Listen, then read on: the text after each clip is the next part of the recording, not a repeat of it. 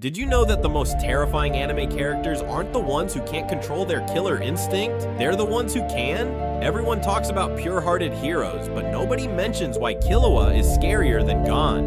While Gon throws punches with determination, Killua calculates exactly where to strike to end a fight in seconds. That's the difference between wanting to win and knowing how to kill. Sasuke unlocked the Chidori not through friendship speeches, but by embracing the darkness Naruto refused to touch. Hisoka doesn't just fight opponents, he breaks their minds before the battle even starts, turning bloodlust into psychological warfare. Here's what's crazy, techniques like the Chidori literally require killing intent to work. You can't fake that energy. When heroes like Naruto finally learned to tap into controlled aggression without losing their souls, they became unstoppable. But there's always a cost. The question isn't whether you can access that darker power, it's whether you can come back from it. Which character mastered their killer instinct the best?